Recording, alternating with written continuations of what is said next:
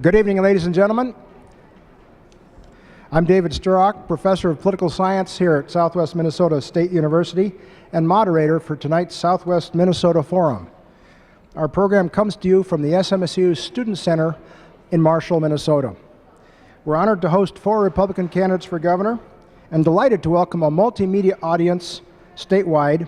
The Uptake is covering us on live stream through their World Wide Web, Facebook, and Twitter platforms.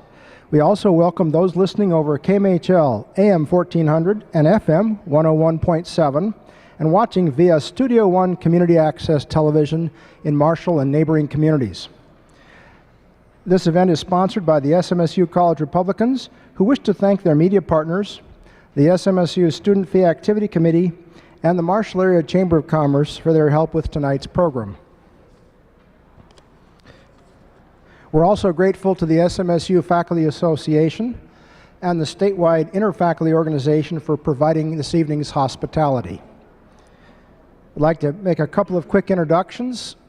We have with us tonight the Provost and Vice President for Academic Affairs here at Southwest Minnesota State University, Dr. Dwight Watson.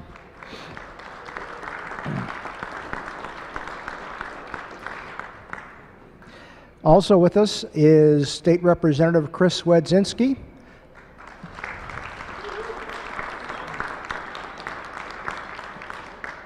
And also State Representative Tim Miller, who is a candidate for Congress in the 7th Congressional District.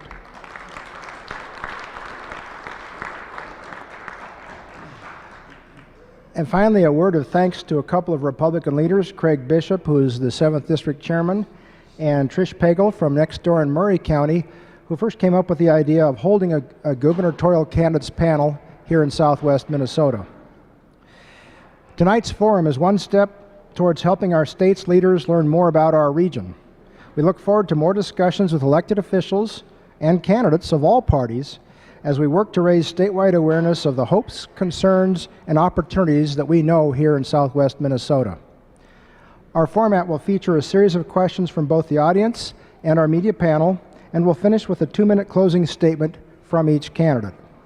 Our media panelists, Mike Lamb, editor of the Marshall Independent, and Dan Paluk, news director for Marshall Radio. Audience, if you have questions for our candidates, please take a card from one of our ushers from the SMSU College Republicans. Ushers, if you're around. Jesse, why don't you set them up? The cards are over there. That's one thing yours truly forgot to take care of.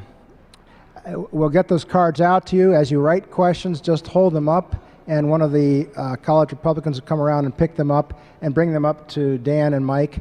And what they will do is sort through the questions and ask, and there'll be some duplicates and so on, but pick the ones that seem to have the most general interest and applicability to the race for governor in 2018. And now, let's meet our candidates who've come a very long way, and we appreciate your trek. Getting to know us better through the windshield is how a big part of we educate people about life in Southwest Minnesota.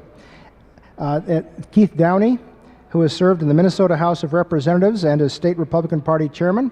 He lives in Minnetonka. Jeff Johnson, a Hennepin County Commissioner and former State Representative who hails from Plymouth. David Osmek, State Senator and Project Manager for United Health Group. He is from Mound in the Western Metro. And Philip Parrish, who has been a teacher, principal, and intelligence officer and comes here also from Greater Minnesota, from Kenyon. Candidates, you'll have 90 seconds to answer each question, and you can use less if you wish. We'll rotate your answers in alphabetical order with the first response coming from Keith Downey. You'll also have 2 minutes apiece for your closing statements. Please meet our timekeeper, Jesse McCardle. And Jesse, once he's finished with the extra chore I've given him, will be up here in the front row, candidates, and he'll have cards for you indicating 30 minutes, you wish. 30 seconds left, and then 10 seconds, and then a please be done card. Audience, if you'd be good enough to help us, refraining from audible expressions of approval or disapproval, so we can devote as much time as possible to our candidates. Dan and Mike, take her away. Your first question, please. You'd probably like this. Okay. Good evening. We are at an institution of higher education, so I think it'd be appropriate to start with a related question. In 2002, 66% of the cost of higher education was funded by the state, and 33% of the cost was funded by tuition dollars from students. But by 2013, that ratio had flipped, so the state covered only 40% of the cost, with students covered 60%. In recent years, that balance has begun to settle near 50%. 50%, what do you think is the right balance between funding from the state and funding from tuition dollars? Keep that. Well, again, my name is Keith Downey, and real pleasure to be here. I think I speak for everyone to say what a treat to be out here at your institution and on your campus in this fine facility. And thank you, David, Mike, and Dan for co-hosting the event. Great question. Nothing more important in Minnesota, nothing we are more proud of in Minnesota than our K-12 and higher education legacy. And part of that is the statewide network that we have through the MnSCU system and through the university system. Clearly, we have had nationwide and here in Minnesota a cost problem in higher education. I think a big part of that is that we have a lot of federal dollars accompanying students into institutions of higher education. A lot of it is the proliferation of programs and endowed chairs and the like throughout the system. There was a lot of talk when I was in the legislature about trying to optimize the programs that are offered throughout the state so that we didn't have redundant programs and redundant institutions in so many places. So I think there is a cost containment opportunity, an optimization opportunity in higher education. But bottom line, the state does need to fulfill its basic obligation. We have a handful of obligations in state government. One of them is to fund our education system. So I don't know if I can give you a perfect ratio right now, but clearly the state needs to do its job to hold the institutions accountable, to optimize and to make them as effective as possible, and we also need to fulfill our obligation to fund them. So this one's kind of personal for me because I have one son who's a sophomore in college and I have one son who's a junior in high school and is trying to decide, not as aggressively as his mother would like, but is trying to decide what he should do next with his life, and college is one option for him. I don't know what the correct percentage is. I don't know if it's 50% or 40 or 60%. But there are a couple things that come to my mind when we talk about college or more broadly higher education. One is that we have gotten into a place in this state and probably across the country where there is simply an assumption that every kid needs to go to a four-year college. And that's not necessarily right. There are many kids who choosing a four-year college like this fine school is absolutely the right choice for him. There are many kids who don't need that. A tech school would make more sense for them. Going into an apprenticeship program or seeking a trade would make a lot more sense for them. And unfortunately, as a society, we seem to say that unless you go to that four-year college, you are not successful. And I think one job of a governor is to use the bully pulpit to make sure that all kids are making the right choices for them, not the choice that society has placed on them. We should be so proud of kids who make the choice that makes sense for them, as opposed to just always assuming it has to be a four-year college. So to me, I think whether it is 50% or 40% or 60% doesn't matter as much as the fact that we are encouraging our kids to make the choices that are best for them, not sticking them in the slot that society has decided they need to be in. Well, thanks for the question. And I think part of the problem is that we start having a proliferation between the state universities and the U of M. That we pit St. Cloud State against Southwest State against Moorhead State, and if one gets a special program, then another one has to have it, then another one's, and when you're doing these and you're having this proliferation, you're creating more overhead, you're creating more cost. One thing with the state university system, or MnSCU, that we should be doing is some of the universities should specialize in certain areas. That means that we will only have to pay for a certain piece of equipment once or a certain lab once and get the kids in there that belong in that type of a program. One thing I will guarantee you is I will not support 2 years worth of free university for students in Minnesota. Now, before you think that anybody up here is going to say that, is going to support that, I can guarantee you none of them will, but the Democrats will. And guess what? If we have free tuition for 2 years, you will see nothing but a flood of kids come to this university and all the universities, including the U of M system, that don't belong there. And I absolutely agree with Commissioner Johnson. Some kids aren't prepared for this type of educational background. My daughter goes to Minneapolis Technical and Community College for web design. She's not prepared for that, or she's not prepared for a 4-year university. She's ready for a technical college. Maybe she will go to a 4-year eventually. But we have to not treat our kids as failures if they don't come to this 4-year university or the other ones around the state of Minnesota. We demonize them when we look down upon them. That's not true. The other thing is we have to look at partnering with trade unions and helping kids get into programs that don't even want to go to those types of educational settings, getting them into becoming welders, sheetrock layers. We have a desperate need for trade people to get into trade unions, and eventually, yeah, will they work very hard? Yes, they'll work hard as a welder. They'll work very hard for a few years, and eventually they move up the scale where they'll start making $30, $40 an hour within a few years. It doesn't take long. So let's find the right educational experience, but let's not demonize kids for not choosing to come to a great university like this. So much to talk about. Point of clarification, MNSCU members or all at colleges? All colleges. All colleges, okay. So we should absolutely not be funding any college, the majority of the funding coming from tax dollars. It's just simply unacceptable. The majority of the majority of the budget needs to come from the students and the industries interested in the children attending, and not just children, adults, people of all ages. It needs to be coming from the practitioner, from the student, from the industries that need the people. It should not be the state of Minnesota. A couple of anecdotes real quick, and you're going to have to tell me 90 minutes because I'm an educator. I taught school for 13 years, became a principal and director of education. Education is my passion. But the bottom line is we're upside down and broken. I want you to think for a second, although you think it's off topic for a second, think for a second. What industry do you know of where the majority of the managers or leaders in the industry sit back in the office and do just office work, and only a third of the employees are actually on the floor doing the factory work? What industry do you know that can survive like that? Why in the world do we have the number of adults involved in education that never touch a student's life of any age, sitting back in the background, and we have one teacher in a classroom of 20, 30, 100, 150, some universities, 500 students in an auditorium? What industry would survive with that kind of ratio of actual productive work? Does it make sense to anybody? It doesn't to me. So no, the state of Minnesota shouldn't be the primary funding of any institution in a higher education.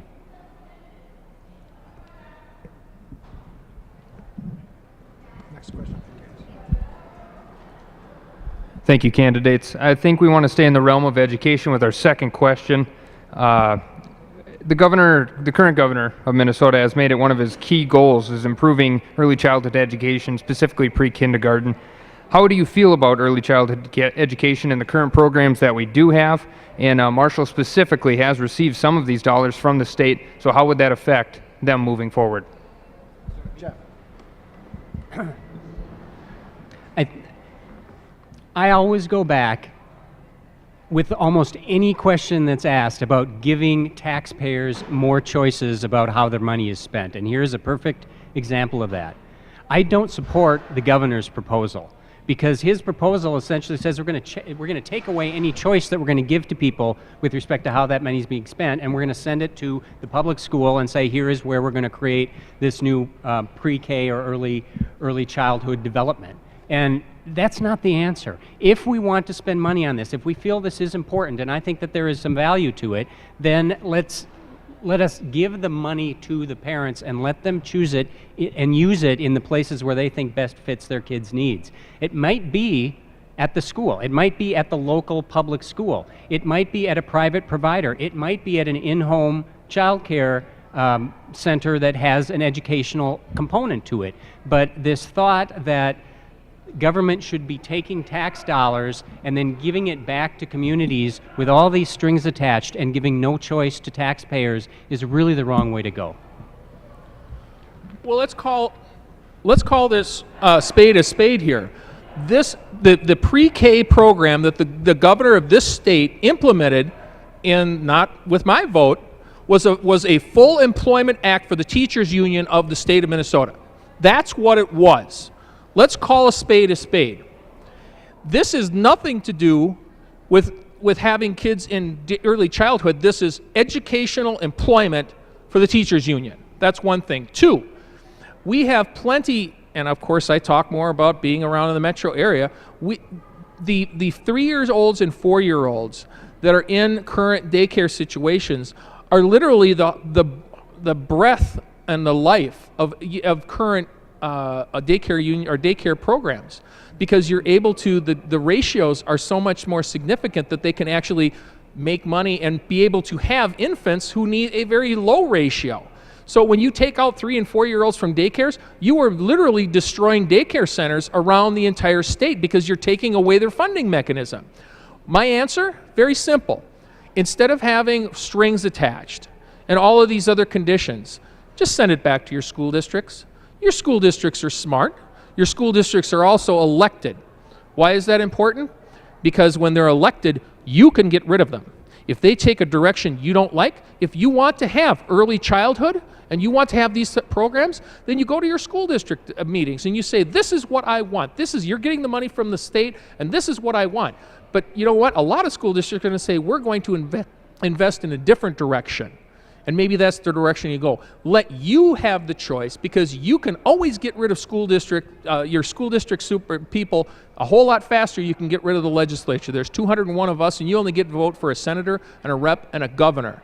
But there's 201 plus a governor down there. Let the school district decide the right way. That's the best way. Give you the freedom. You know, I'm a parent of, we still have 2 in the home. I'm an educator of 26 years, teacher and principal. It would be wonderful to talk about programs that really help children and are genuinely helping children. And I love the notion of helping children and families. But the notion that has been sold to us in the public is simply disingenuous.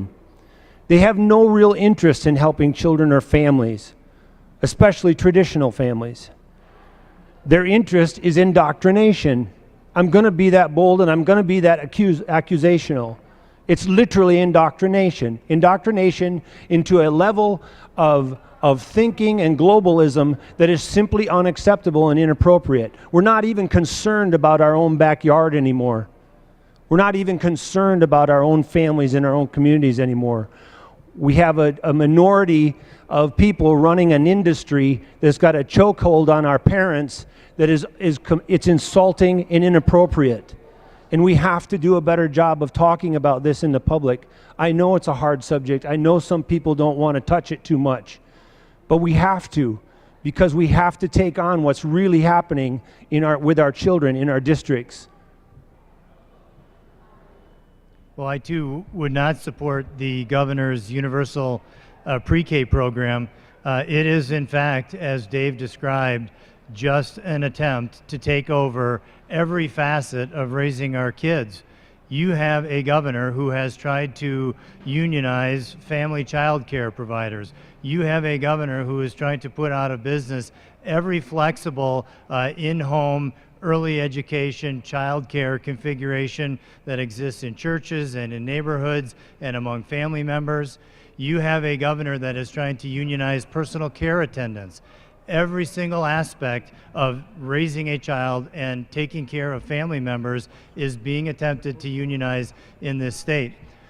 The strength of Minnesota's education system, and my dad was a public school teacher, was independent school districts. ISDs, right? We're still an ISD, but we're not. 70 to 80% of the funding for any school district in this state comes from the state. And the state is telling everybody what to do and how to turn around and what formulas drive all of this, and they're rewarding failure. And they aren't rewarding success. You go into Minneapolis and St. Paul, and you literally have schools that are failing 50% of their kids. 50% of the kids in those schools will not graduate. And if you're a minority, it's 75% of the kids. That is an absolute outrage, and under the old independent school districts, it never would happen. But under this bureaucratic education establishment system, it's happening right now. And oh, guess what the governor's solution is? Let's put a kid when they're 3 or 4 years old into one of those failing schools. That will be the solution. No way. We have to have a zero tolerance for failure in our school system. We cannot be pouring more money after bad and assuming that the state knows best. Trust your local school districts. Trust the parents of those kids with vouchers and the like to get them out of failing schools. And for whatever you do, don't start them early into a failing system. Okay, thank you. We've received a number of questions from you. If you have some more, please hold up your card and somebody will get it up to us, but thank you for what you've sent so far. Our next round of answers will begin with Senator Osmek. Take her away, guys. This question is from the audience. Roads in rural Minnesota are in decline. The Minnesota pork producers would support a 5-cent gas tax if used for roads and bridges. What is your specific plan for rural roads? Okay, well, I'm going to talk to the pork producers right now. Pork producers, do you know that in the next 10 years, the Highway User Distribution Fund, which funds our roads, is actually going to increase by 88% higher than inflation? How much more do you think we need? I am not going to sign any increase in gas tax. Why? Because there's 3 components of the Highway User Distribution Fund. One is gas taxes. What are the other 2? Tab fees, which are based on the value of your vehicles, which continues to go up every year. I just bought a new Silverado last year. It was approximately $10,000 more than the last one I bought 5 years ago. Also, sales taxes when you buy that Silverado. So we're having more and more money. We're going to have, in 10 years, almost $750 million. These are numbers that are coming from MnDOT. These aren't numbers that I just pull out. I'm using the same increases, yearly increases that MnDOT is showing on their reports. So if we have $750 million, and we also put in money into this out of this legislative session in the budget to have an infusion of $400 million one-time money to infuse to build roads and bridges. My answer is to the pork producers, if we have $750 million more over the next decade, how much more do you think we need? Because every dollar comes out of your pocket.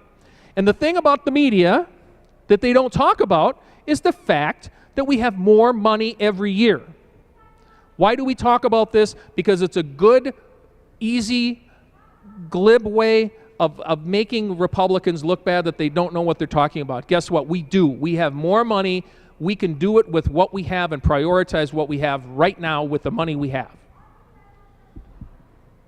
So Senator Osmek's on to an absolutely wonderful notion here that we all have to start talking about with our family and friends.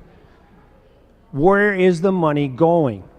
The money that was already there. All the taxation schemes. And just like I'm going to back up to the education thing by the minute, 60% of the schools, 50% of the schools, I'm still paying, I'm 52 years old, I'm paying $20,000 I still have on my student loan. The amount of money I spent in school, and then you're telling me that 60% of the budget was already paid for by the state of Minnesota? Boy, I'm telling you, where's the money going? The same is true for the roads. Where in the world is the money going? The Pork Producers and the Corn Growers Association and several other associations do have a proposal for gas tax. Okay, fine, do the gas tax, but make sure you take away the other schemes. And notice how closely the word scheme is really related to the word scam. Where the heck is all the money going? That's what you got to start asking questions about. Where is all that money going? I too would not support a gas tax increase and never have. One of the absolute failures of leadership in St. Paul is the fact that our state general fund budget has literally grown 50% in the last 10 years. And all the politicians in St. Paul are jumping up and down saying, we don't have any money for roads. How is that possible?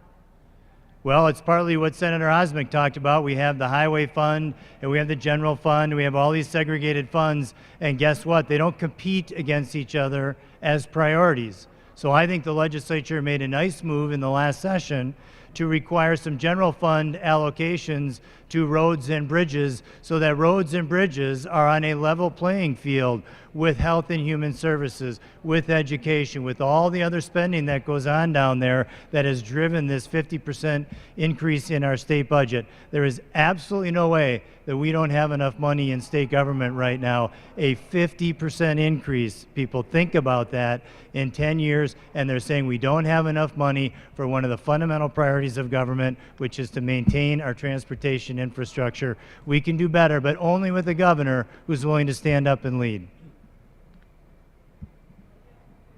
One of the biggest problems we have in Minnesota is that we take too much money from people. And not just rich people. I think we take too much money from rich people. I think we take too much money from everybody, and in particular from people in the middle class, which are the people that a gas tax is going to hit by far the hard. Gas tax increase is going to hit by far the hardest. And I could go down the list. We're in the top 5 or 6 or maybe 8 in about 10 different tax categories, whether it's the income tax or the corporate tax or the beer tax or the wine tax or the estate tax, sales tax, and gas tax is also there. I think we're 8th in the country in gas tax. We're not short of money.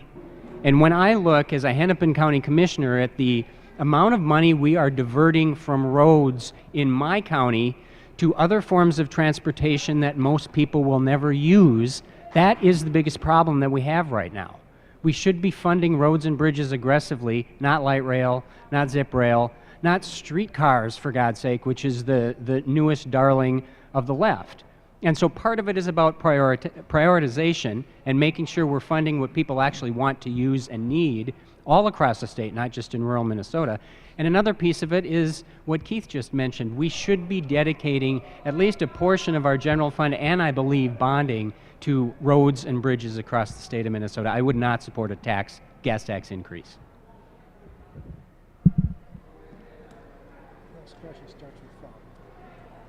Mr. Parrish, this one begins with you. Staying in the realm of roads and ditches, one hot topic or a hot button issue is specifically in this area right now is mowing and haying restrictions and ditches that Governor Dayton has in place, as long with buffer registration or legislation that he also pushed through. How would you handle these forms of legislation, and what would you do to move forward? Yeah, first let me make a general statement for the sake of farmers and landowners. For goodness sakes, get off our backs. Leave us alone. People who manage land, if you think for one moment that we're trying to destroy the earth, destroy our communities, destroy our water, you're nuts. You've lost your mind. Who on earth believes that a farmer, a landowner, wants to destroy their land or their water? It's just an absolutely ludicrous notion in the first place. I can't even believe we have the discussion. So then you come along this notion of monitoring and managing grasslands and border strips and all this. Come on, the farmers are doing a great job. Are there people out there that exploit programs and exploit the land? Yes, there are. But guess what? Guess who ends up exposing that? The landowners around them, and they end up helping each other and fix it. You don't need a centralized authority telling you a bunch of shenanigans that doesn't work in the first place. The reason we have the problem in the beginning is because guess why some of those people are exploiting the land and exploiting the programs? Because a mandate was created in the first place. That's why they exploit the land and the land management issues in the first place. And they don't even, most of those people that exploit the land, they don't even live here.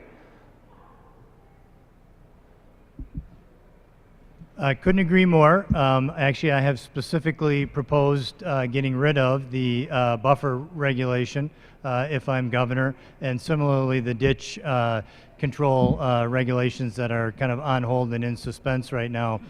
This brings up a bigger point, though, and you travel around this state, and people have this sense that government is coming at them, not from them, and that We used to have a really good thing in Minnesota. Our tried and true Minnesota ethic guided us the way all of us were raised, each of us probably in this room, raised by our parents and our grandparents, that you do the right thing, you tell the truth, you get a good education, you work hard, you take care of your family, you love God and your neighbor, and you give back to your community.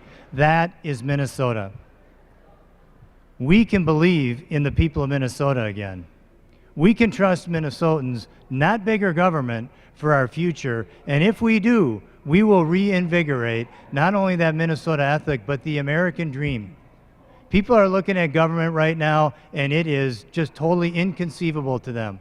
They do not understand what's going on. It's all broken. They don't trust the political class. We have an opportunity in this election to have a governor step forward and say, we will believe in our people again across this state. Whether you're a family in downtown Minneapolis who just wants a good school, a safe school, whether you're somebody up on the Iron Range who's just looking for the mines to be approved or the pipeline to be approved, somebody out in greater Minnesota who just wants MPCA and DNR off their back, we need a governor who's going to stand strong for the people of Minnesota, fight all of those entrenched special interests, all of those bureaucracies that are holding us back. Our economy is not growing. We have trend lines in the wrong direction. We need a governor who's going to stand strong for the people of this state and against the entrenched special interests and make sure that we get back to that Minnesota ethic and that American dream. We can do it. We can do it, and we will. So I answered the last question by saying one of the biggest problems in Minnesota is that we take too much money from people. But the biggest problem in Minnesota is this belief amongst people in state government that they know best how we should spend our money and how we should live our lives. And that is the whole reason for me running for this office. That has to change. And the ditch mowing issue is the perfect example of that. I'm guessing most of you understand it, but if you don't, it's for years, farmers have been mowing ditches, sometimes their own, sometimes just public ditches, and then using the grass to feed their livestock. And it's never been a problem until the last year or two, where someone in state government in some agency said, well, we can't let them do that because it might disturb a bee habitat or something like that. And so we're going to tell them that they no longer can do that, or at least they have to buy some sort of license to do that.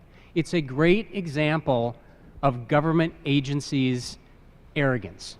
The arrogance we're seeing right now from agencies like the DNR or the PCA or the Department of Transportation or the Department of Revenue, and I could go right on down the list, is absolutely outrageous. And that has to change. We have to put people in charge of their own destinies in this state, and I can't think of a better example of that than whether it's ditch mowing or the buffer strip issue.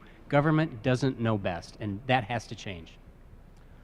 Well, you know, the biggest problem I have with this whole subject is that we're under the control of King Mark Dayton I. Because name the bill number where we actually legislatively passed the buffer laws. There's legislators in the room. There isn't one. Why? Because he did it by his own rulemaking authority. Number two, let's talk about neonicotinoids. Who passed the law on that one? Wasn't the legislature. That was Imperial Governor Mark Dayton I. And he continues to do that through his administration. We need to, A, reform rulemaking authority to stop this shenanigans. 2, repeal every one of these laws and let the local governments deal with them, because, again, St. Paul doesn't know best. Father knows best, but certainly St. Paul doesn't. You know, the reason we get into these problems is because environmental DFLers are ruling the roost in St. Paul. Look at the candidates they're putting in front of you. All but one of them are metrocrats that are more than happy to do anything they can to get in the way of a farmer producing food that they need to eat every day. I'm sorry, that sushi doesn't grow on trees, folks. You need to have farmers bringing food to the market. And it's a prime example of this is what was called the Citizens Board of the PCA. We got rid of them a couple years ago. Why? Because they were stocked with environmentalists. The farmer seat on this Citizens Board was a failed farmer that planted soybeans from China and was shocked that they didn't grow in the Minnesota climate. It was a miserable failure. And I asked her during Senate confirmations, if you had had a failure like this, would you have gone out of business? Well, no, I work for the University of Minnesota. Well, there it is. You've got somebody who has no connection with agriculture sitting on an agriculture seat trying to bring the farmer's viewpoint to the Citizens Board of the PCA. And guess what happened? We got rid of them. Why? Because they're just nothing but cronies for King Mark Dayton I, and I can't wait to get rid of Mark Dayton and put one of us up here in that place and give the power back to the people.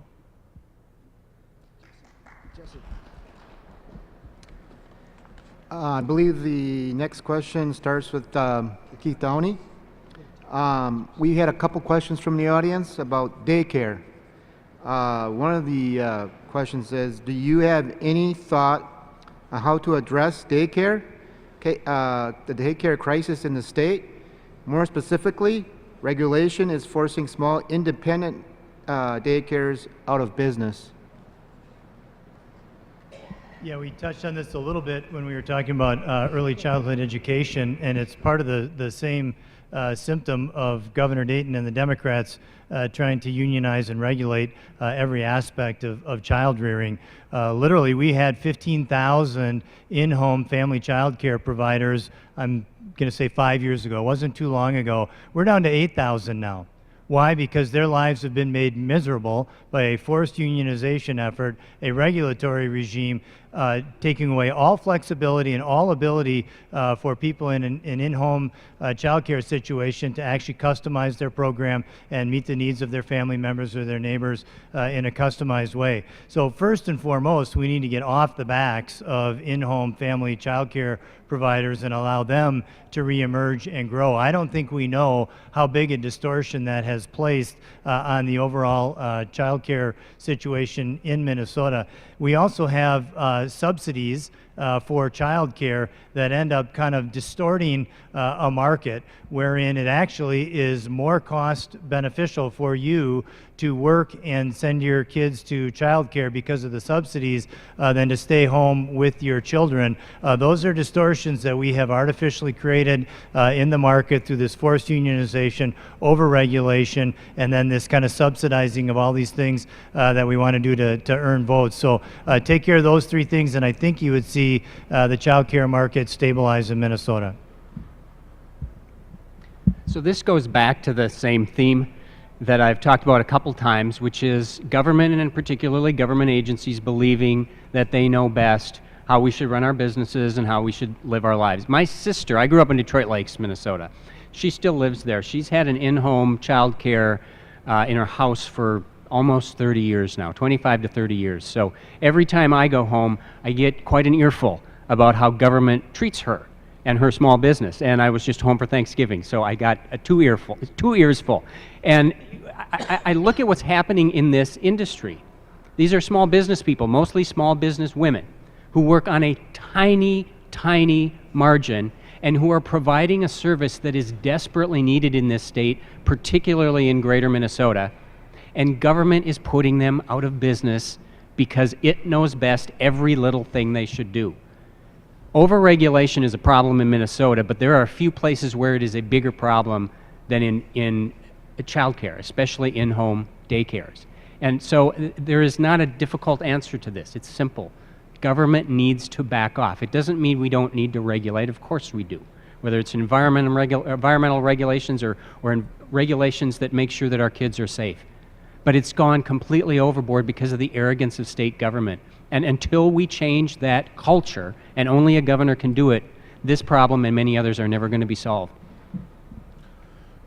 Well, the first part of the problem is that we try to unionize them. And hopefully this is going to be changing in the near future. That we should not be, we went down that path in 2013. We went round the clock at the state capitol. All that unionization does in the current environment is create cost increases because you're going to have to kick back some of your money to the union organization, which does what? It reduces your profit and reduces what you can actually keep in your pocket as a daycare provider. That's the truth of the situation. They weren't lending, daycare unionization wasn't lending any marginal or any measurable level of increase in quality or anything. It was just adding to the cost. We've got to stop that. And from a government standpoint, we should also be looking at all of the tiny minutia of little regulations that come out every single year, that you have to give an exact portion of this protein, an exact portion, all of the tiny regulations that go into running a daycare program. We already do have programs that help people that are low income, and I think as Christians that we actually have to help people to change the dynamic and get out of a cycle where if they want to use this and if they need to have some help, we can give them a crutch to help them up, not a perfect support system that is going to be cradle to grave socialism, which is the direction that Imperial Mark Dayton has gone in this state. We've got to go back to a much more free society, but still help them, and we can. We have programs that are doing that. We just need to not be incentivizing more of this union activity. I want to make sure I don't take any credit where credit's not due, but a shout out to my cousin Jennifer Parrish. Jennifer Parrish is one of the daycare providers that participated in a lawsuit that helped stop the unionization of the child care providers. Jennifer taught me a lot. I learned a lot from her. I learned a lot from her example of standing up, and we had some wonderful attorneys that helped with her. So here's the deal. I'm going to answer the question with a question. How do we allow, as U.S. citizens, as Minnesota citizens, how do we allow this fiasco to continue on? Ask yourself a question. This is a government under I like this whole trend you got started here, Senator Osmek, this imperial dictator. This is a trend we got going on here that while doing all the shenanigans and forcing us into this situation, what has actually happened? One, it created a crisis, a premeditated crisis, to help provide what? Help provide ammunition for the early childhood initiative. The other thing going on that you have to ask yourself a question is, do you remember the article that finally got exposed here about, maybe 18 months ago now, the Kingdom Care in the Twin Cities area? That was a complete front company, wasn't having any children serviced at all, and all that money was being laundered to extremist groups. 8 years of an imperial dictator enforcing and implementing rules and mandates, and what result do you get? You get daycare providers that are complete front companies and shell companies funneling money to extremist groups and exploiting your state and federal tax dollars. Does that make much sense to you? Is that enough of an example for you to stand on the Capitol steps and start knocking on doors and asking, what in the world are you up to? That's what we need to start doing, and that's what I intend to do. Thank you, candidates. The next question, I have 2 cards here I will read from. They're questions from the audience. Provide some commentary about universal health care for all. What are your thoughts about helping children and families? The second one reads, healthcare is too expensive, insurance premiums are too high. What would you do to fix the healthcare mess created by Obamacare? Jeff Johnson, I believe this one begins with you. So, excuse me, so I just put a video out today, it's on Facebook and on our website, explaining single-payer healthcare, because I believe every DFL candidate for governor has embraced that idea. And I relish that debate during the election, because it's exactly the opposite direction we need to go. It is complete and total control by government. Private insurance disappears. Everybody is on the same government plan, and government bureaucrats are making all decisions about our health care. The answer to this is to move in exactly the opposite direction, to give people more control, to give people more choices, and that means actually rolling back the mandates instead of creating new ones, actually trying to create more competition out in the market so people, especially in greater Minnesota, have more than 1 or 2 choices. If you have 8 or 10 choices, you're probably going to have lower prices and higher quality. But all of a sudden, the direction we seem to want to go is to say, well, the ACA Obamacare didn't do enough to destroy health care and health insurance in the state of Minnesota and across the country. Let's take it the next step further and have complete government control. My answer to that is we are always in Minnesota going to take care of people who need help. That's just who we are. So we're not going to abandon people and throw them out on the street. But the answer is not more government control. It is more individual choice, it is fewer mandates, and it is more options for people. Well, let's start off with making sure that you understand that this idea of Medicare for all is a steaming pile of cow dung. It's actually not that. It's a Trojan horse filled with cow dung. Because what Medicare for All does is it tricks you into believing you got insurance. Because Medicare, it has everything to do with Medicare reimbursement rates. What you need to understand about people who are on Medicare, and there's some in the room, that you are actually only getting reimbursed to your doctor. When you go for a doctor's office visit, let's say that the cost is actually $200. The doctor's only seeing about $40 back from Medicare. That's because the reimbursement rate for an office visit is, in many cases, between 20% and 30% of what the actual costs are. Now, doctors are small businessmen at heart. They don't do this out of the charity of their own heart. They have to be able to pay for the lights, pay for the equipment, pay for the nurse that comes in, pay for the labs that they're going to do. If you're getting reimbursed, how long do you think you can stay in business being reimbursed at your cost minus 20 or 30 or 50 or 80%? Not very long. So what they're trying to sell you, Bernie Sanders and all of his aides, which incidentally is a guy named Tim Walz, he's buying into this. He wants to bring the same pain and misery of a Trojan horse filled with cow dung to your insurance. And I'll finish with this one. When's the last time you went to deal with your license tabs and your licenses? Guess what? MNLARS is a failure. Why is it a failure?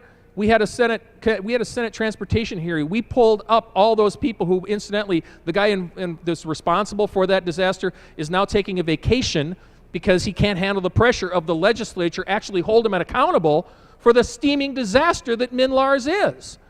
And if you don't think that's a steaming failure, how well do you think MNsure has worked?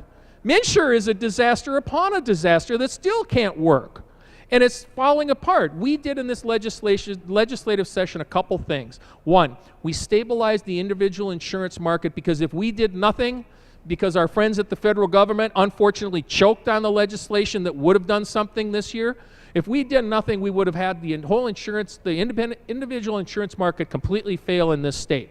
Two, we allowed for-profit insurance companies to come into Minnesota to try and create a change in the marketplace, because private insurance and the private marketplace will always bring you a lower cost, better result. It's proven through history, and it can be proven again in Minnesota. Wow, 90 seconds, there's so much to cover.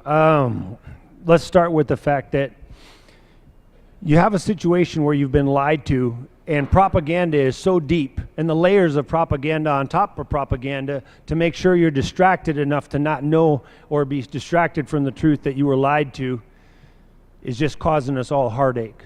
The bottom line, Minnesotans, we're compassionate, decent, loving people. Nobody wants anybody in a bad situation. If there's a few people that do, they're a very tiny, tiny bunch. I've been out there talking full-time to people since the 14th of April, and I'm telling you, 99% of the population, they want nothing but good for all of us.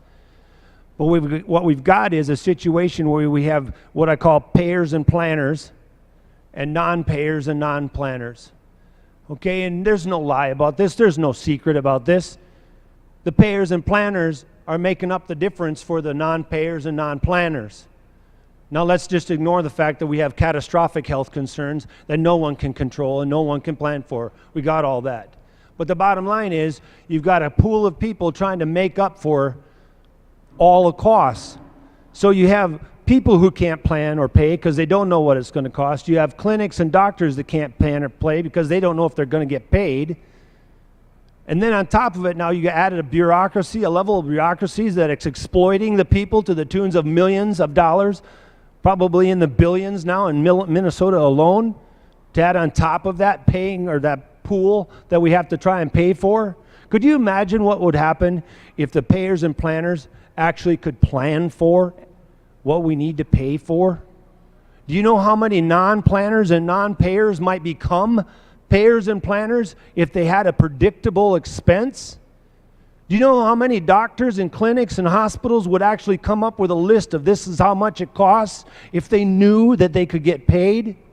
You see where I'm going with this? All of you, I can see the heads nodding. You're all intelligent people. Why are we letting these people lie to us and manipulate us and exploit us over and over and over again? I would love to talk more. I know I'm out of time, so thank you. Well, Republicans have been great at describing this, and talking about it and doing absolutely nothing. We've known this problem for 6 years. The Obamacare MNsure death spiral, we're seeing it right here in Minnesota. Costs going through the roof, coverages being limited, access to physicians being limited, and we've done nothing as Republicans. I'm the only candidate up here who has actually proposed a concrete solution to fix this problem with the will to go into St. Paul and actually make it happen. Our St. Paul legislature just spent $542 million, that's $500 million, to guarantee, to bail out the insurance companies, to guarantee that MNsure is going to survive another 2 years. Totally suspend the death spiral, give it a new lease on life. Oh, we want to kill MNsure, we want to bury MNsure. That's what the candidates say, right? What did we do? Well, I guess we had to save MNsure before we could kill it and bury it. No, we need to be done with this debacle. My proposal takes the nearly 1 million, yes, you heard that right, nearly 1 million people in Minnesota who are on state-administered insurance programs through medical assistance, Minnesota Care, and the MNsure subsidy, and it provides them a voucher so that they can go out into the private market and buy an insurance coverage that has the coverage they want, all of the benefits that are right for them and their family at a price that is priced for them. We had this proposal. It was called Healthy Minnesota back in 2008, 2009, before Obamacare took over. I was in the legislature. We were piloting it. I've named my plan the Healthy Minnesota Plan.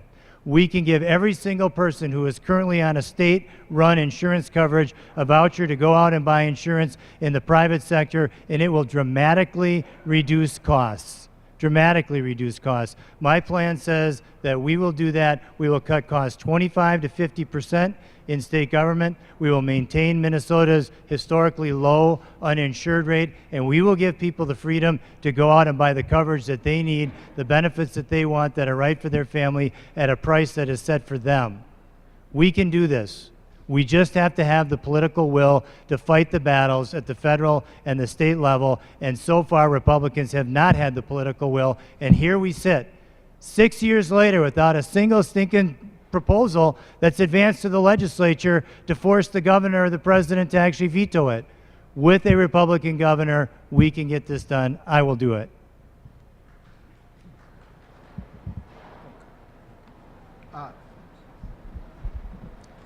So I guess we start with Dave Osmick next. And this is another question from the audience.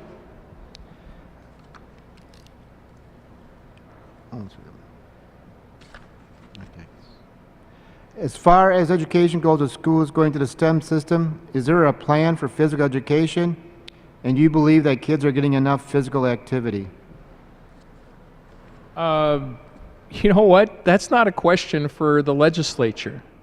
That's a question for your school district.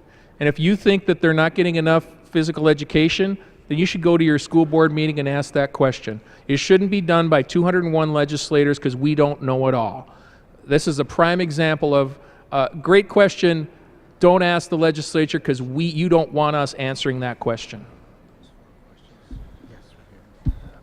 I'm still a licensed principal, and since I've been back from my last set of active duty orders, I've been spending a lot of time substitute teaching. I can tell you that throughout southern Minnesota for sure, and I can expand on that because of some friends up north in the Twin Cities area, there are some districts that are doing a wonderful job with making sure that the programs they're offering are well organized and well funded and well staffed. There are other districts, sadly I report to you, that are not doing well at all and have no care or regard at all for physical education, in my view, in my personal view. Senator Osmek is mentioning something that is very true, and we need to get back to. You as parents, you as district members, school board members, if you don't like what's going on, you need to get in there and start saying something. And I'm telling you what, as a substitute teacher in the last several months, there's some concerns in our classrooms that you all need to get in there and start looking at.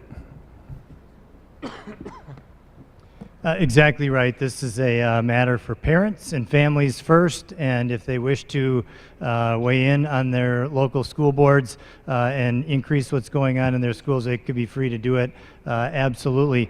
But this is, again, just a symptom of this problem that we do not have independent school districts in Minnesota anymore.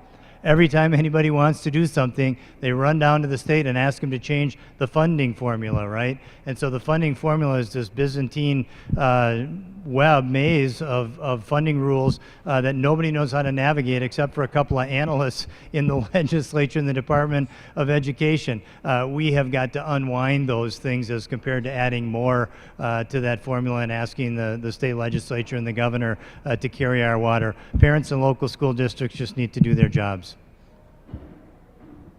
I don't know that there's a lot to add to that other than it does go back to the same issue that I keep going back to, which is that the state seems to believe that it always has the best answers. And we should be eliminating mandates on our school districts rather than adding new ones. I believe we have over 100 state mandates on our school districts. Every school board member that I talk to says, you know, I don't really feel like I have a great control over what's happening in my schools because we are essentially given money and a string is attached to almost every dollar we get. And then throw on top of that the fact that we're told this, you have to do this, that, and the other thing. We shouldn't be doing that. And as governor, one of my priorities will be to start rolling back mandates on our school boards and regulations on our small businesses. So the same as what these guys have said, this is not a question for the state. I have an opinion about it, but that's an opinion for me as a parent to deal with my own school board on. Who starts this one?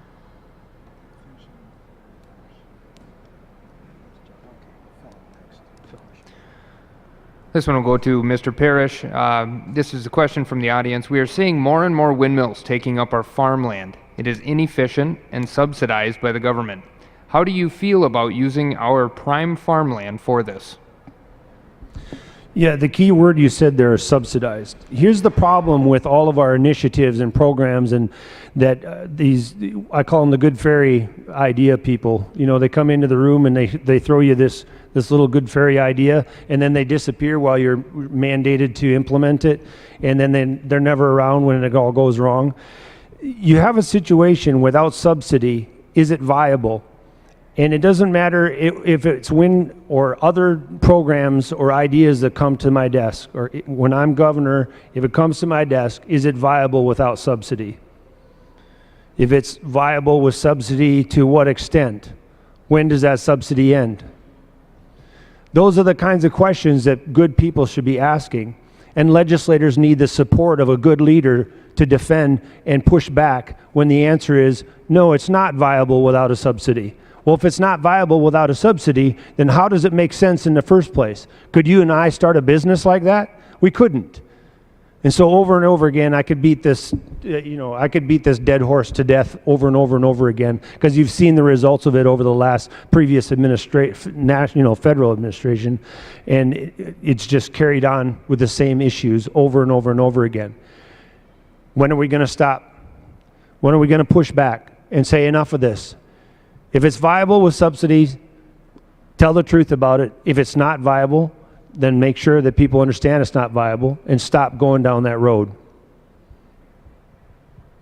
I couldn't agree more. I think where subsidies exist, and I would attempt to unwind them, some respect for private property and the enforceability of contracts requires that we do it in a gradual fashion so that people who have entered into business and contractual relationships and other basic income dependency have a chance to unwind from the subsidies without being crushed in one fell swoop. We actually did that with a portion of the ethanol subsidy. I think it was back in 2013. It eventually wound down, and now many of those businesses have to stand on their own 2 feet. Some of the tax credits for the construction are still there. So anyway, not a fan of subsidies. Unwind them in a practical way. But this just gets at what's happening in Minnesota more globally. Minnesota used to have some of the cheapest electricity in the country. It was one of the competitive advantages that we had.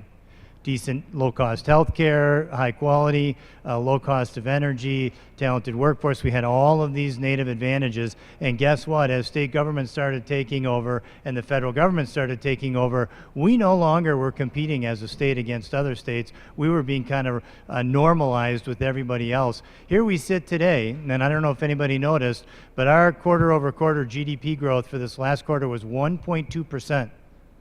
That was one of the lowest in the country. The quarter-to-quarter growth before that was a 0.3% contraction.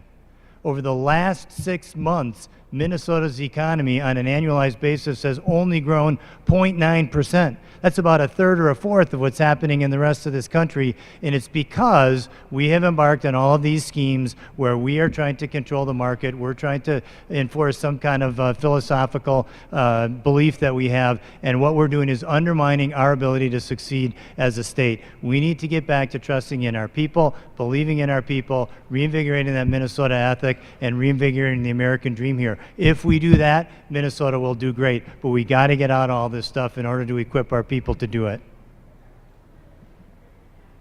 This question does go to a bigger issue about government picking winners and losers in the private market. And we do it all the time in state government, and we shouldn't be. And there is probably no better example than in the area of energy, whether you're talking about wind energy or other forms of energy. When we subsidize, when we pick one part of the private economy and say we want this part to succeed, so we're going to give it a benefit that the other parts don't get, whether it's a subsidy or a tax break, that usually doesn't end up well. And we've seen it, as Keith mentioned, we used to have some of the lowest energy costs in the country. We don't anymore. It's not even close, and it's only going to get worse because of some of the decisions that have been made by politicians. And I will talk to some of my friends who support subsidies in this area, and they will admit that there is a cost. There's a real cost to real normal people because their bills are going up. They'll admit that. So I'll say, so what is it then? Can you tell me what the actual benefit of this is? Can you show me how you've measured that this has somehow changed the world or changed the earth or changed Minnesota? And the answer is, well, no, we can't really measure that, but it's the right thing to do. But there's no way to measure that. And I just have to tell you, I am tired of the era where real people are being hurt because it makes politicians feel better. And this is just one of many examples of that. Well, as the chair of actually the Senate Senate Energy and Utilities Committee, I'm deeply involved in what we're talking about here.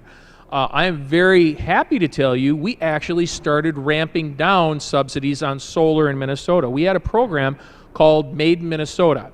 It was a SOP for an Iron Range contingency back in 2013 that incentivized residential solar under the most expensive level possible. So if we have a limited finite amount of money that was coming from who? Ratepayers. Who are ratepayers? Raise your hand, everybody in the audience, you are a ratepayer. So it was taking money out of your pocket, incentivizing the most expensive solar in the entire world just because it was quote unquote made in Minnesota. And that was only to help out two different companies, primarily one on the Iron Range, which is failing right now. Funny how everything seems to go to the Iron Range and fail. But you know, we were incentivizing this to the tune of millions of dollars of your ratepayer dollars. Well, I'm proud to tell you we ended that program effective the end of this year.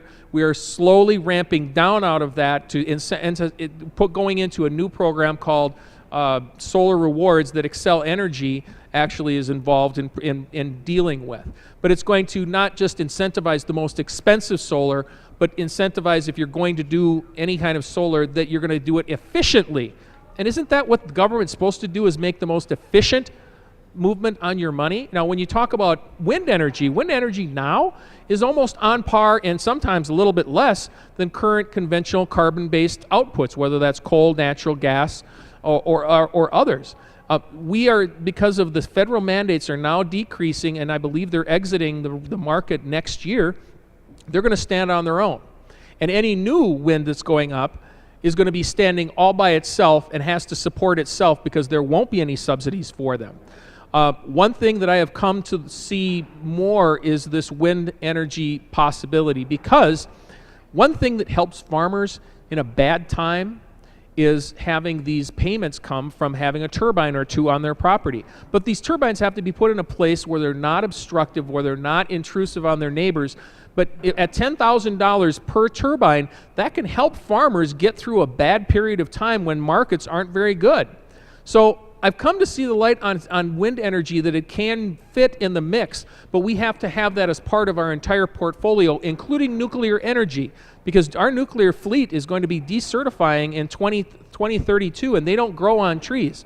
We have to find a way to create that energy, cheap energy, because it is driving businesses out of Minnesota. And afterwards, I can tell you about a business that is cutting half of its workforce because of the cost of energy in Minnesota. It is very real, and we have to deal with this and create a lower cost energy grid for all of us. The next question starts with Mr. Downey. What will you do as governor to improve Highway 14, 23, and 212 so they better connect southwest Minnesota with the major population centers of the state? I'm glad you asked that question. We haven't talked a lot about the state budget and the business climate here, but one of my proposals in order to prioritize the things that are most important for us and to reinvigorate our private economy is a commitment to reduce state spending by 15% in my first term. And if we do that, that is a $7 billion per biennium savings from the state that we can apply to a substantial amount of tax relief. We could get rid of the statewide business property tax. We could get rid of the estate tax. We could get rid of the corporate tax. We could provide pass-through S-corp tax relief. We could provide across-the-board income tax relief. And we could get rid of the $2 billion tax increase that the Democrats passed 6 years ago and still have enough money for my infrastructure initiative.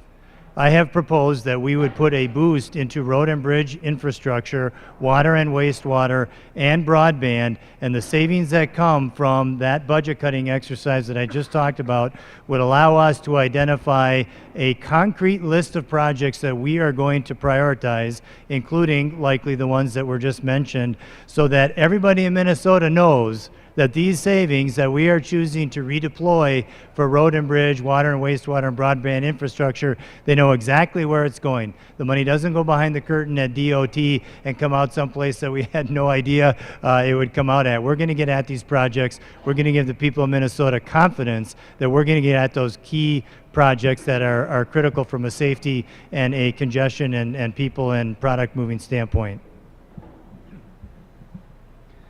This one is pretty simple for me, because what I have said I'm going to instruct my Department of Transportation Commissioner to do is to come up with a plan that funds roads and bridges, not streetcars, not light rail, but funds roads and bridges based on two things: congestion relief in the areas that need congestion relief, and connecting our population centers throughout the rest of the state. I suspect that the examples you gave would probably fit the second part of that, but what we just do not prioritize anymore, or at least we don't prioritize on any objective measure. Instead, it's all based upon the politics of the day and who can get what for their constituents. And instead, we have to say, here are the two things that matter the most. We need to relieve congestion, which, by the way, MnDOT has all but stopped spending money on congestion relief. And we need to make sure that every part of our state is connected to every other part of our state.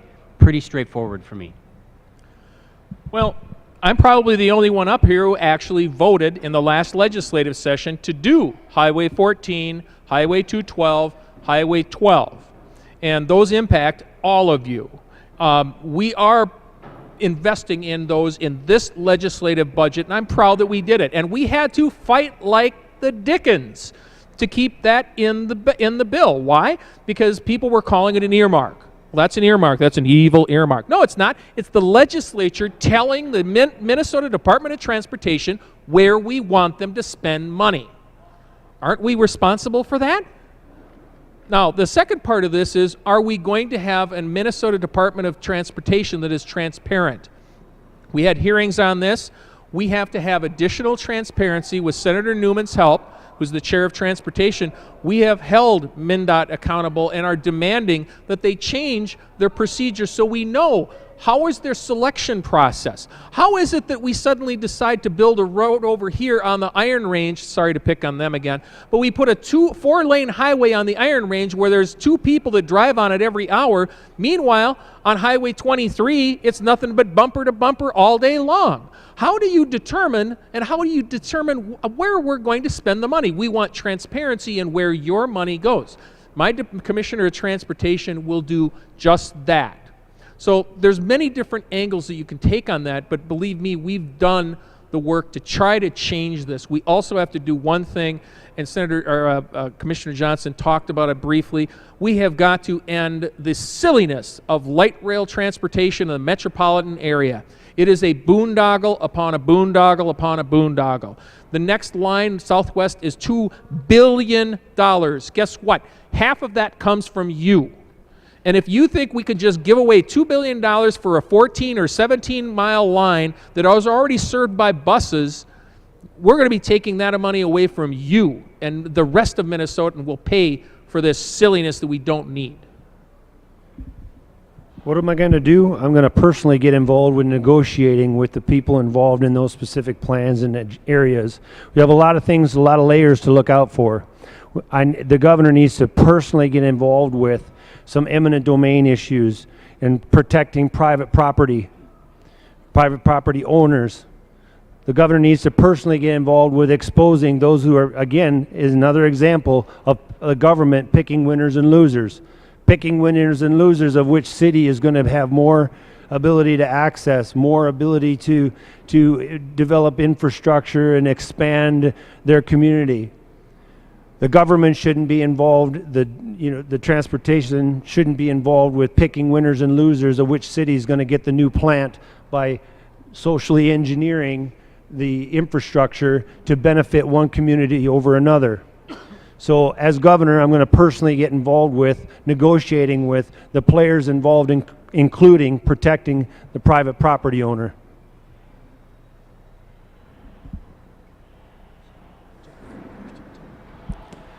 This one will begin with Jeff Johnson. Local government aid is important to hold down property taxes in all cities in southwest Minnesota.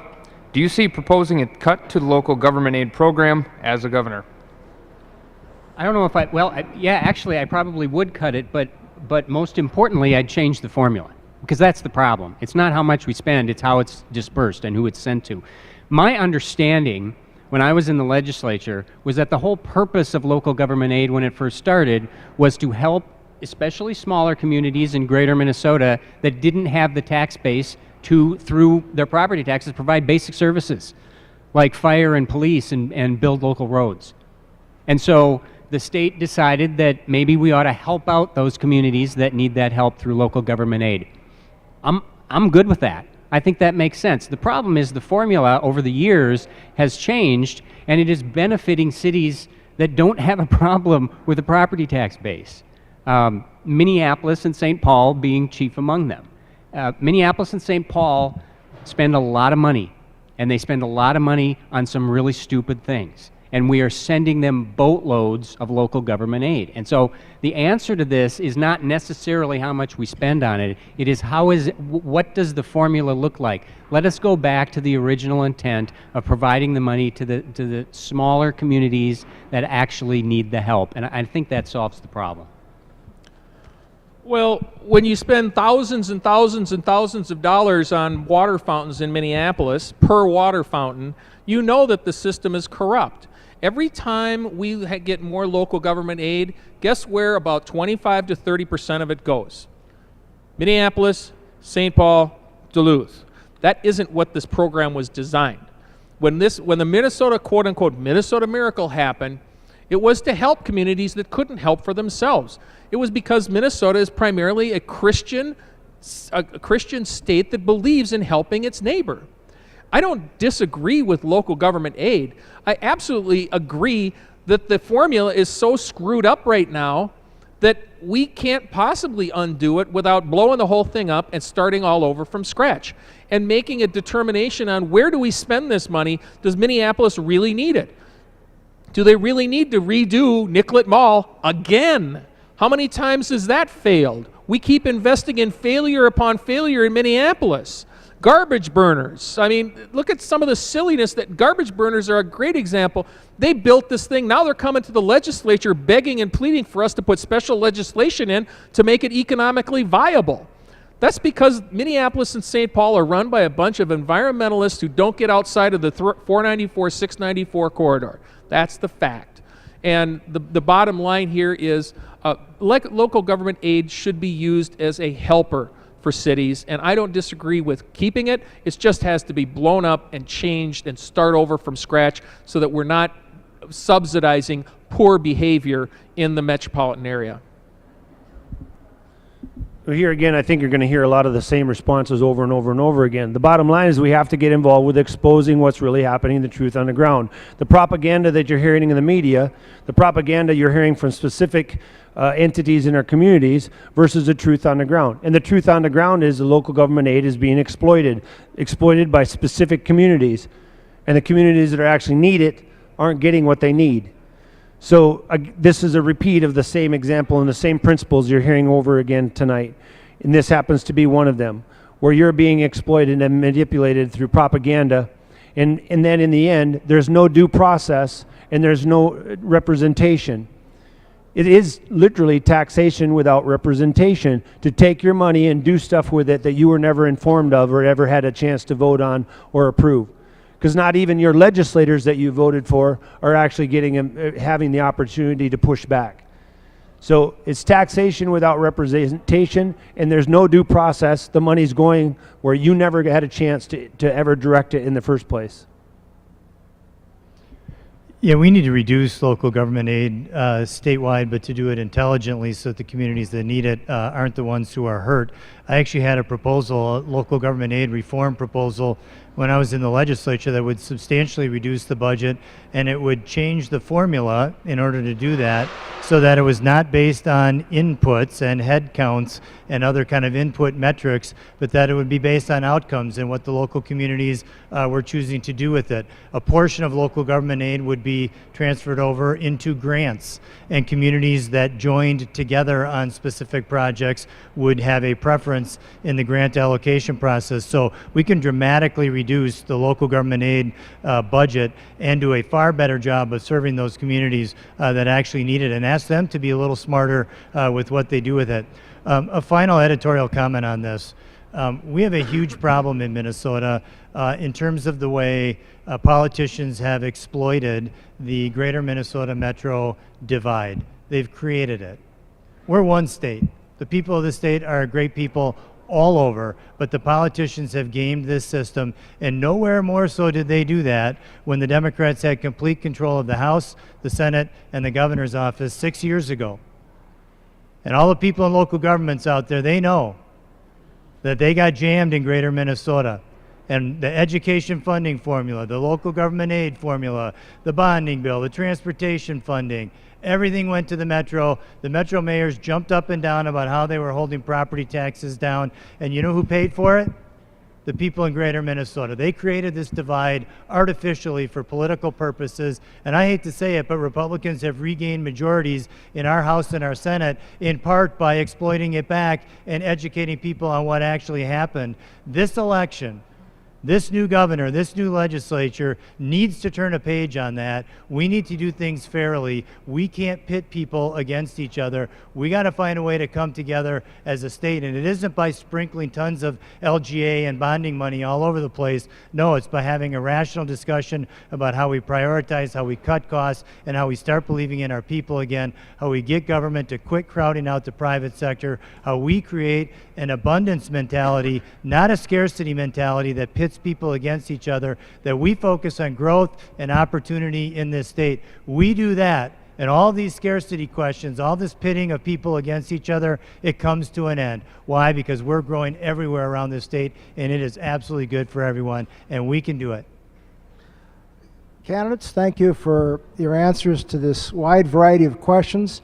We'll be moving to your 2-minute closing statements, though first I wanted to acknowledge SMSU President Connie Gores, who is with us this evening. Madam President, thank you for joining us.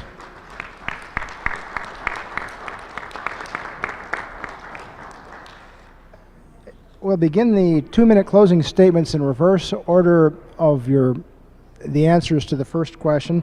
So that means we'll begin with Mr. Parrish and then work our way northward up the table. 2 minutes, please. Thank you, and thank you for the opportunity to be with you tonight in a wonderful institution that should be filled with opportunities to help people actually grow and get involved. And this is a perfect example of what we need more of. We need more opportunity to get involved with our local, our state, and our federal government inside our universities and in our high schools. Wouldn't that be wonderful? Wouldn't that be wonderful if we actually talked about U.S. government, U.S. rule of law, the state of Minnesota, the state constitution in our schools? That would be an amazing thing. I'm Philip Parrish. Please get to the website. There's not enough time in 2 minutes to really get to everything we need to talk about. Parrish for MN.com. PARRISH, the number 4, MN.com. Please get to the website. Please connect with the social media, Twitter, Facebook, Google+. Get out there, connect with it. Get involved with the information. Spread the information. If you don't like something, tell us you don't like it. The cornerstones of our campaign is freedom, security, and prosperity. I will protect your freedoms. On day one, I will take every legal action possible to remove as many mandates and overregulation and overreach that I possibly can. I will immediately start working with and negotiating with legislators from both parties to assure that your freedoms are protected. Security, I will make sure that we actually follow state and federal law. We will end our participation in the immigration relocation program, and we can do it. It's not just something that we have to accept and take it bending over saying that it's just that's the way it's going to be and nobody can do nothing about it. We can do something about it. We're going to make sure that your prosperity is a priority. Your individual prosperity is the best way to help our communities and help our nation. And if you're really interested in helping people abroad, do it through making sure you prosper in your backyard and your community is taken care of first. It's a simple principle in life. I can't help my children if I'm incapacitated or can't help them because I physically or monetarily can't help them. It's not possible, correct? The same is true for our U.S. government and our state government especially. And our governor, when I'm in office, I will assure that you have a chance to prosper and you aren't shamed for it or guilted for it, and that you're trusted to do good things with your prosperity and affect your community the way you see fit. Because if there's one notion that we all have to start fighting about, pushing back on, is this notion that a centralized authority can do it better than you can as a citizen. It's simply wrong, it's inappropriate, it's unacceptable, it's unconscionable, and it's not part of our state or federal constitution. David Osmek. Well, thanks for having us here tonight. Let me tell you a little bit more about myself. We didn't have an intro. I actually was born in Glencoe, a little bit east of here. Came home to my parents' family farm that we've had in the family for almost 150 years now, outside of a little town called Biskie. That's between Hutchinson and Glencoe. That's 100 people in a liquor store, which is really ultimately small town of Minnesota. And we had farm animals, and I lived there for the first 18 years of my life. So I'm very familiar with the agriculture community. I was loaned out to the neighboring farmers to bale out second crop alfalfa, as well as clean out the farrow crates for pigs and the cow barns. So I know a lot about manure, and believe me, the governor of Minnesota has a lot of manure in the governor's mansion, and it's time to clean it out. So what do I want to do when I get to St. Paul? I want to bring a fighter mentality that brings the fighter to the legislature and says, this is what we believe in. We believe in community. We believe in helping out people who need a helping hand. We don't believe in a permanent cradle-to-grave crutch. We believe that life begins at conception. But also, I am abashedly pro-life in another way. We also have to protect our vulnerable seniors at the end of life. And I'll tell you a true story. My mother-in-law, who passed away last year, was a quadriplegic for the last 2.5 years of her life because of a shower accident. She fell in the shower. We have legislation that devalues life at the legislature right now. It's right to die legislation. We have got to protect life at the beginning. We've got to protect life at the end, because she still gave back to her grandchildren until the day she died. She gave back to her grandchildren, and they will remember this for the rest of their lives. So, what else do we need to do? Well, there's another initiative that I have. It's called 5 for 5. We need to raise your hand if you think we should lower our sales tax from 6.875 down to 5%.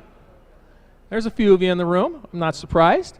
We can do that. We can reduce sales tax and get us in line with our neighbors in Iowa, which impacts who? You, our guys in South Dakota. The students that were here, they just left. They're from South Dakota.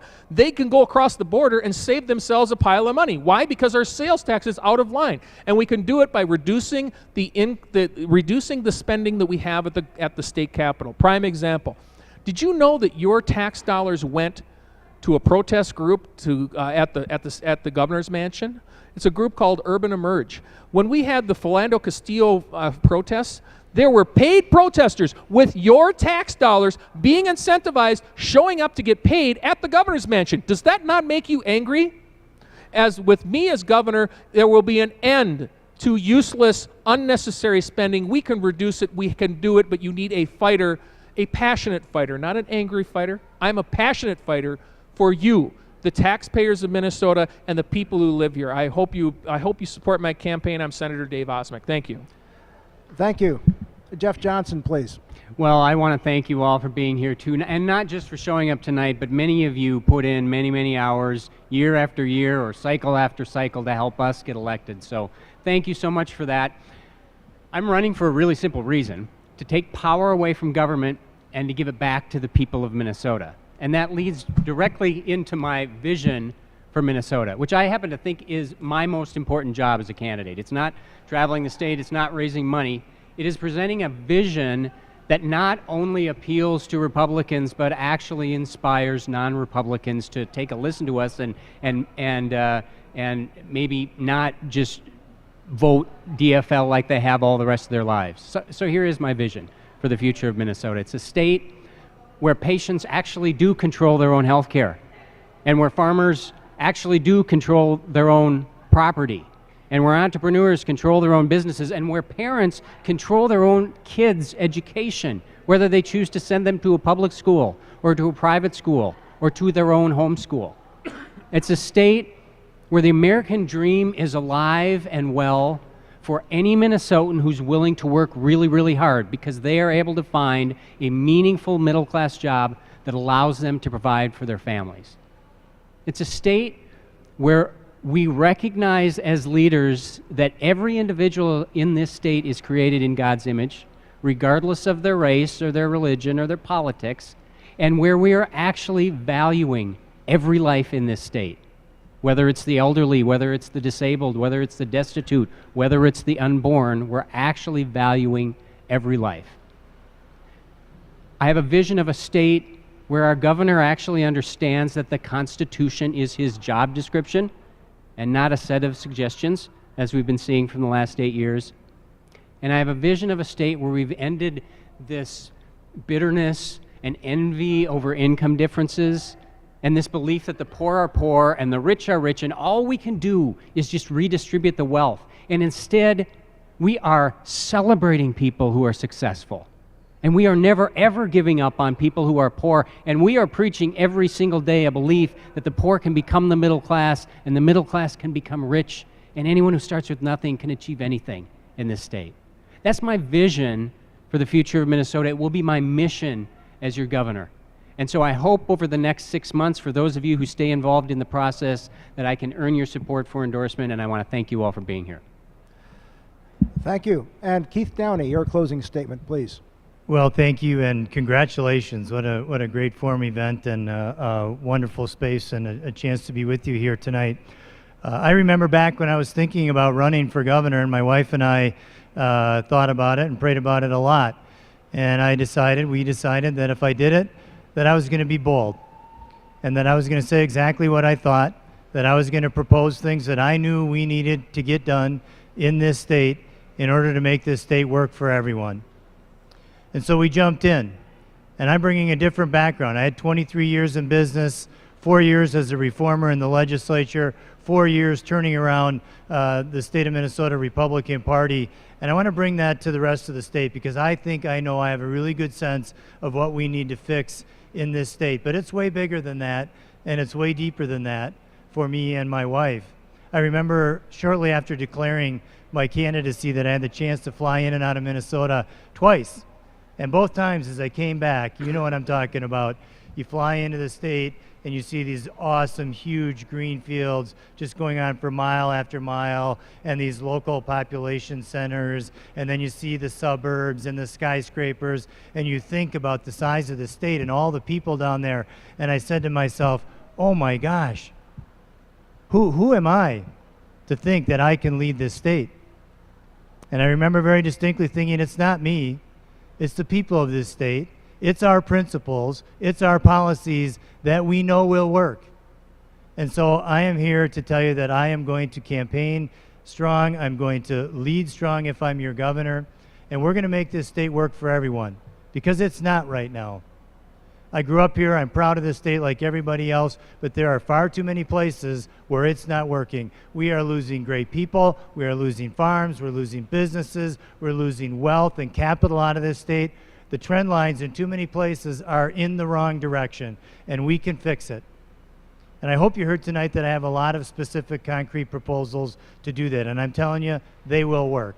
I have been in the legislature. I have been in the private sector. They will work. But that's not what this election is about. In the end, I'm going to leave you with a story. I was at the state fair at my little booth, and a woman came up to me from across the road, just made a beeline right up to me, came up to me and started telling me about her situation. She had lost her 2 small businesses. She lived in St. Paul, the taxes, the regulations, and then Obamacare came, and she couldn't make it anymore. And by the time she left, she had tears in her eyes. And she said, will you fight for me? 8 years in politics now, no one has ever said that to me. Will you fight for me? Because if you do, there are so many of us out there, and we will be with you. People, that is what this election is about. People have totally lost confidence in the political class. They have lost confidence in government because of all the entrenched special interests, all the cronyism. They are sick and tired of what's been happening in Washington and St. Paul, and you know what? So am I. We got a chance to be a great state again, but it's not going to happen if we just live with what we've had for the last 8 years out of D.C. and St. Paul. We can turn this thing around, but we have got to believe in our people again. I am here to tell you that I believe in you. Every single person in this room, I believe in you. I trust Minnesotans, not bigger government, for our future. I know we can turn this thing around and have a great future for our state. And I'm Keith Downey. I'd love to have the chance to be your governor and do it with you. Thank you very much, Mr. Downey and candidates. This concludes our gubernatorial forum, which has been sponsored by the SMSU College Republicans. Thanks to our media panelists, Mike Lamb of the Marshall Independent and Dan Paluk of Marshall Radio. We also thank our media partners, The Uptake, Marshall Radio, and Studio One. And thanks again to the SMSU Faculty Association, the statewide interfaculty organization, the SMSU Student Fee Activity Committee, and the Marshall Area Chamber of Commerce. And most of all, thank you, candidates, for coming this distance to learn and engage with us about the issues of interest in our region. We look forward to seeing you coming back. If I can offer you some incentive, looking around the room and recognizing some faces, the number that's on your minds currently is 1,320, and I won't embarrass you by asking you to identify the math behind it, but that's the 60% you need of the approximately 2,200 delegates at the State Republican Convention next June in Duluth. Of that 1,320, I think you've had a chance to get a good exposure and contact tonight with perhaps 1 to 2% of the number you need on June 1st. So we hope you come back and build on that. I'm David Sturrock, and I've been your moderator tonight. From the Student Center on the campus of Southwest Minnesota State University, this has been the Southwest Minnesota Forum featuring Republican candidates for governor. Thank you very much for joining us, and have a good evening.